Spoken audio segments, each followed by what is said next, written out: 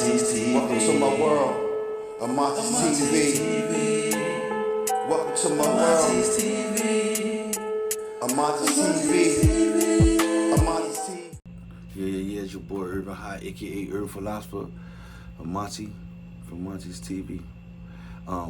No, I hate doing these kind of videos because, really, I have my favorite players, but I do recognize who great and who ain't. You know what I mean? Like I said, I played basketball in high school, until I ended up going to the penitentiary. So that's what kept me from going anywhere of the penitentiary. So if anybody, want to know why I feel like I know so much about basketball.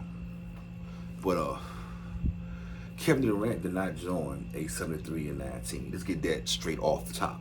Because to me, I hate that narrative. I hate when Shannon Sharp always try to use that as an excuse, for why Kevin Durant won. If they did not have need him, then they wouldn't have won. And you could tell how his impact was, because when he got hurt on their way to a three-peat, they did not win. Basically didn't come close. The game he came back, they actually won. You know what I mean? So, first of all, let's break this team down. All right. First of all, when Kevin Durant joined the team, they had to take off people. Bogut was one of them. The boy that actually, who Durant took place in the lineup, he had to go, and he was a main piece. Harrison Barnes, he was a main piece. Where he didn't shoot that good, and for real, I knew once Kevin replaced him, it was automatically won't gonna lose no more. I think they took off a couple pieces on the bench. I mean, like they took like at least 4 or 5 players and then added him. And they ain't like they just, okay, this is a 73-9 team, and just add Kevin Durant. No. Now, what you can say is the main foundation was there: Steph, Clay, and Draymond. Yeah. But as far as him joining a 73-9 team, they had to break that team up. Because, my thing is, how you gonna use that as an excuse when that team did not win the championship? I don't care how many games you win in the season. If it don't result to you being a champion in a year, then that's almost a fair year. People gonna mention it, but they're not gonna mention it as much as they mention when the Bulls won 70 games and won the championship. Is a difference. You know what I mean? And I'm just sick of Shannon Sharp making all the excuses in the world for LeBron, but take everything away from Durant. Now, you're not giving Durant a fair assessment, period, because you know for a fact that since he's been in Brooklyn, he haven't had his whole team, man. It's always been something going on with the team since he got there. COVID, a lot of that shit had a lot to do with it. And this is just facts. If you put Durant with a healthy team with decent players, he's going to that chip, man, period. And he haven't had that yet, Shannon Sharp. So as much as you try to paint this picture that he can't do it without Steph, please.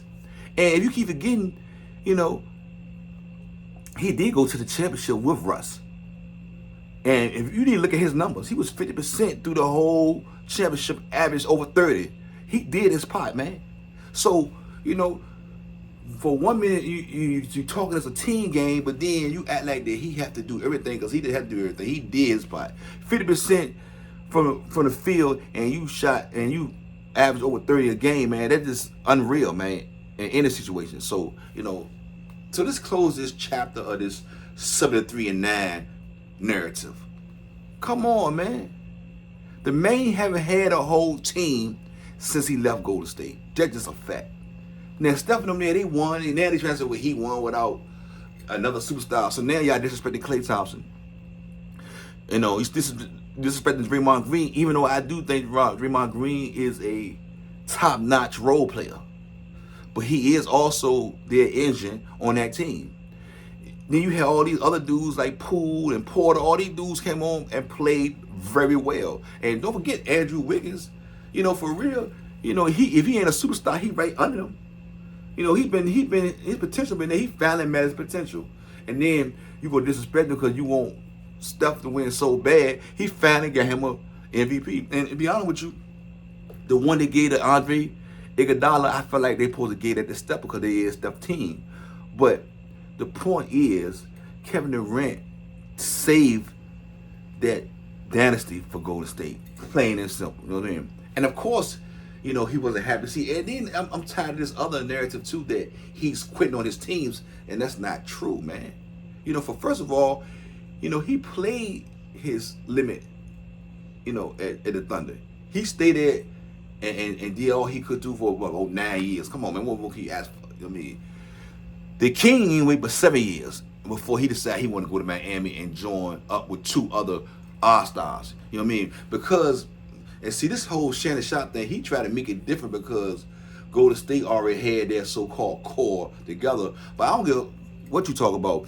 If you bring 3 All-Stars together on a team, they gonna figure it out for the most part. You know what I mean? Unless they just got a bad coach or they just don't want to cooperate and play within a team system or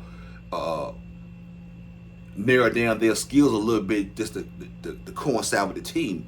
Other than that, man, LeBron he left that team. Then he came back once Kyrie was there, and everybody knew they was getting Kevin Love. So, I mean, I'm just sick of Shannon Sharpe with this LeBron, the GOAT situation. You know what I mean? It just ridiculous, man. And like I said, I already wrote one, but I think I need to talk about the GOAT again. I mean, really break this thing down because obviously we don't know what the GOAT is. You know what I'm saying? I just don't understand how Shannon can put LeBron over Jordan, really. You know what I mean? I understand, like, when I understand extrapolation. I just think he just lost too much to be compared to Jordan. And a lot of his numbers come from losses.